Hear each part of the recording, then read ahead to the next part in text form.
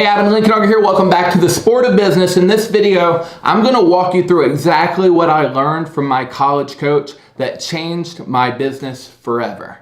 Let's get into it.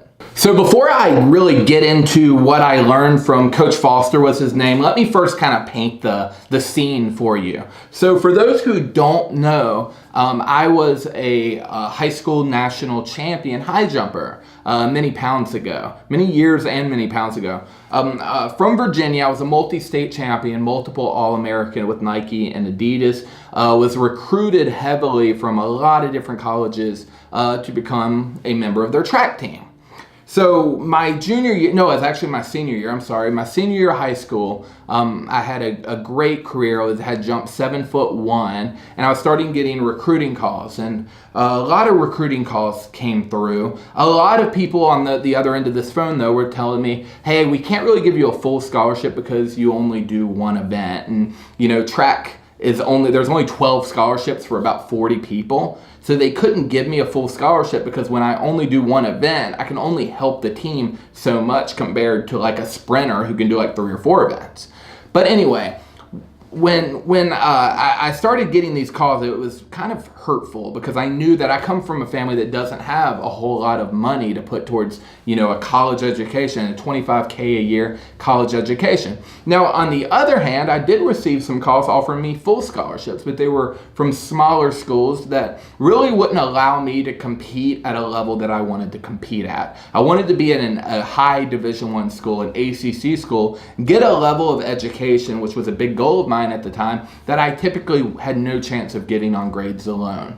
It was only when Clemson's Jarrett Foster called me, and this was late into my recruiting, because I wasn't sure really where Clemson was. I had heard of them. A good friend of mine had gone there the year before, and he had said great things. I always thought Clemson was in Georgia, to be honest, but it turns out it's not. It's in South Carolina. So when I talked to Jarrett on the phone, he first told me, hey, you're doing a lot wrong. And that blew my mind because honestly, my ass was being kissed by coaches all over the country from about every school imaginable, kissing my ass, telling me how great I am. You're a national champion. You're going to come here. You're going to break records. You're going to be a champion, blah, blah, blah. Jarrett calls me up and said, listen, we got a lot to work on. And that's why I want you, because unlike all other schools out there, that more or less, if you haven't seen high jumpers before, they're typically always very lean and over 6'4". And here I am, this little sub 6 foot, kind of muscly looking, short stump type of build. And Jarrett said, listen, you don't look like a high jumper, you don't jump like a high jumper, but we're going to turn you into a high jumper. And as someone that jumped 7'1", I'm like, well, what the hell? What else do you want me to do, dude? I've won a national championship at the high school level. Like, what else is there to work on? I decided after a trip to Clemson that this was the coach for me, this is the school for me. Not because he was, as nice as all of my other coaches, but he was real as shit. He told me straight up, we can make you better. You see, the other coaches at the time, their goal for me was to come to their school and score points. Jarrett's goal for me was to be an Olympian. He said that I could set out right now and we can make a plan for you to become an Olympian and eventually even hopefully be a professional athlete. So I went to Clemson.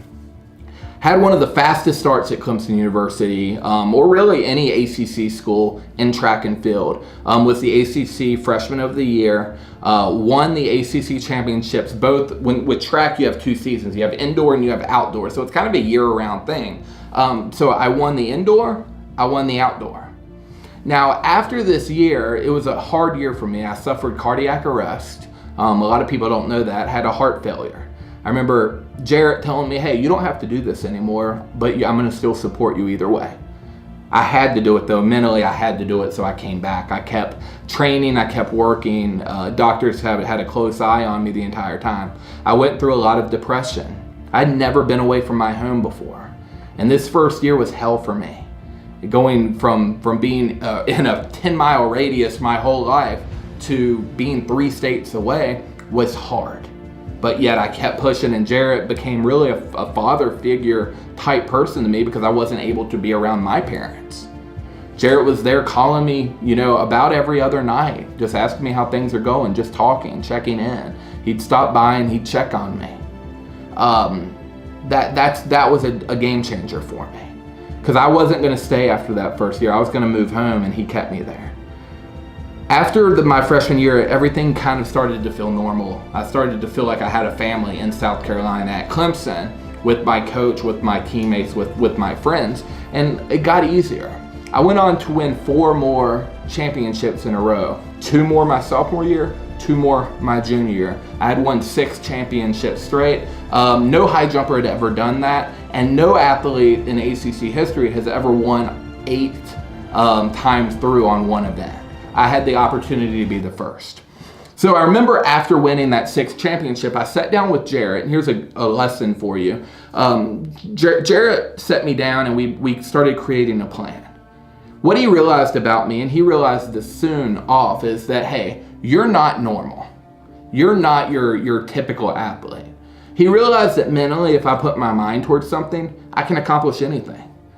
He realized that he didn't have to throw me into a system like all of the other, typically a lot of athletes at college get thrown into a system where you lift this weight, you drink this protein shake, you eat this meal, you do these drills, and you come out the other end a really good athlete. Jarrett looked at me, and he knew for sure during this process, he treated me different. He made me feel different. He acted more like a family member than he did a coach for me.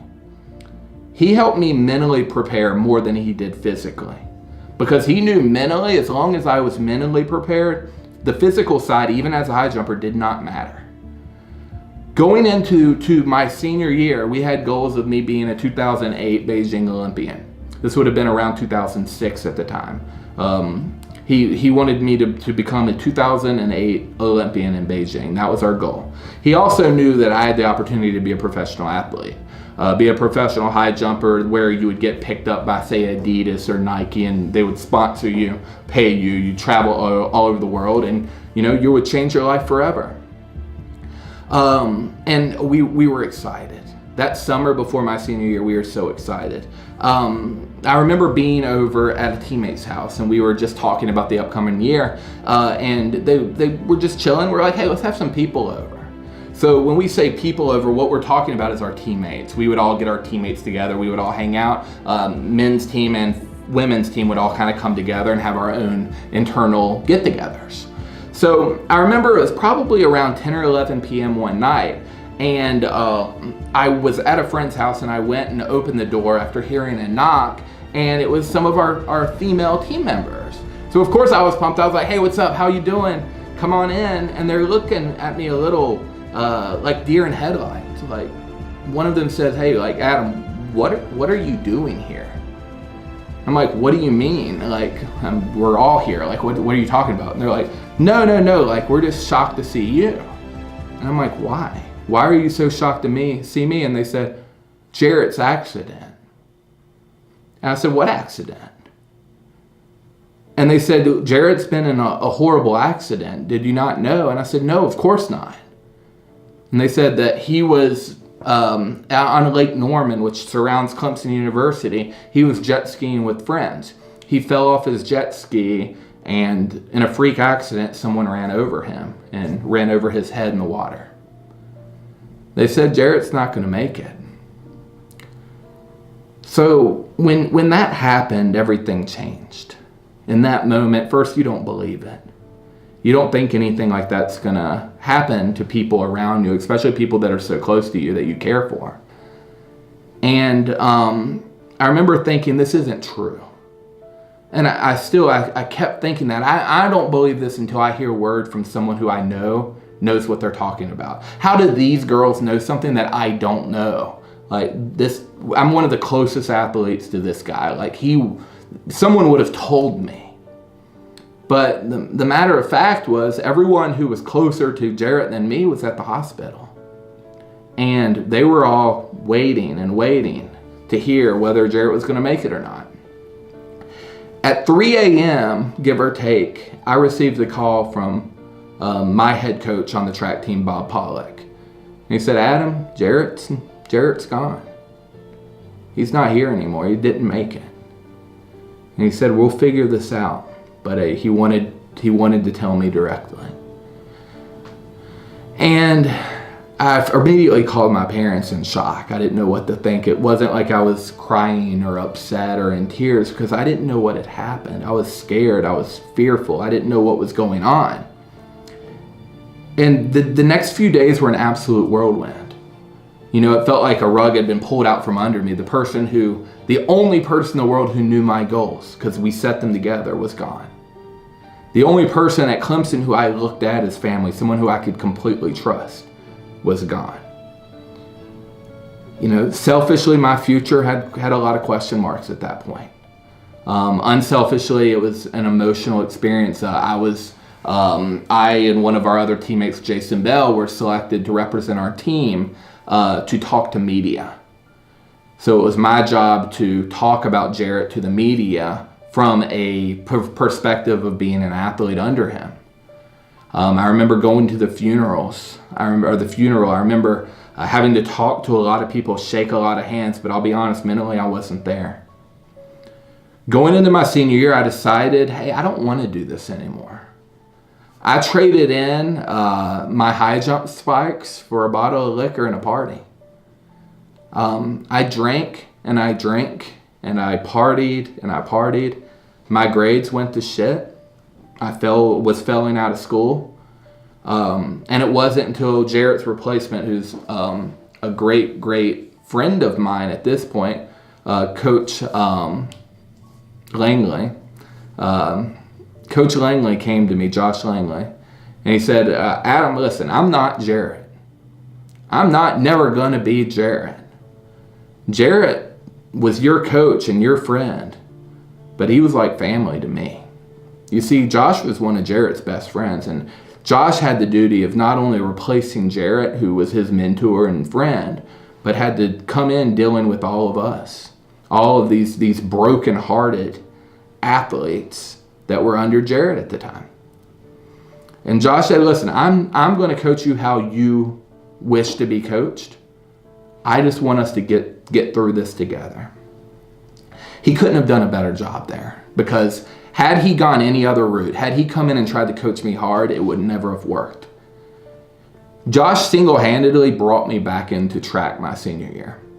I remember going back into the indoor meet my senior year, and I was about 15 pounds overweight from drinking and from not working out and not exercising. I was in bad shape.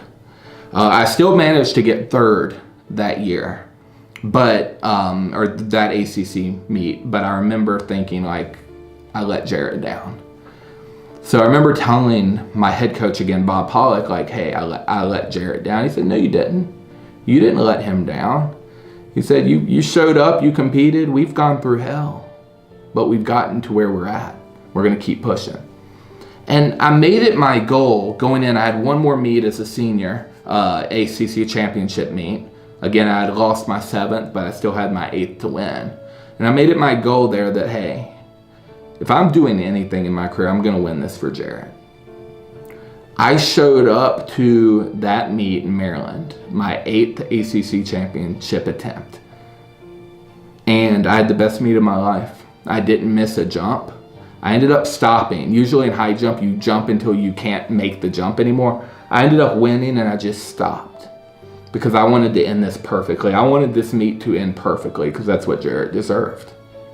I walked away from that meet a 7-time ACC champion. And only one of those truly matters to me, and that was that final one. Because I did that for somebody. I did that for more reason than just me and what I could do. Jarrett taught me one big lesson. Of course, he taught me many lessons. All of my coaches did. But the biggest lesson that Jarrett taught me was life is insanely fucking short. And you never know how life's going to hit you. And what Jarrett, I'm 34 now. Jarrett died when he was 34 years old. Every day from now on, I look at as a benefit, a bonus, because I'm getting an extra day that Jarrett, my coach, did not get. But again, Jarrett taught me that life is short and to build your legacy while you're here. Jarrett left a legacy on hundreds of athletes, which now have thousands of family members who know of Jarrett, who all have kids that know of Jarrett, who all have the same things that Jarrett instilled in us are now being passed down through our families. And we all know that legacy is what matters in the end, and that's what Jarrett taught us and taught me. So my biggest lesson, the most important lesson I've ever learned from a coach, is life is short. Build your legacy while you can, and you never know when it's going to be the end. So take advantage. Know that you're lucky, you're fortunate. Any moment you think life's not fair, this sucks, I want you to do me a favor and think about those who don't have that opportunity. Because trust me, life is here for us to do incredible things while we have the opportunity to. I hope you enjoyed this video. I hope you take advantage of the life that you do have right now, because you never know how much or how little we have left. Do me a favor, give this video a like if it resonated with you. If you're going to do something special with your life, let me know in the comments below and I will support you. As always, please subscribe. Subscribes help us grow this channel, helps me reach more people, and hopefully make a connection to help others grow their business and hopefully improve their life. That's the mission here. And I appreciate you so much, and I'll talk to you in the next video. Take care.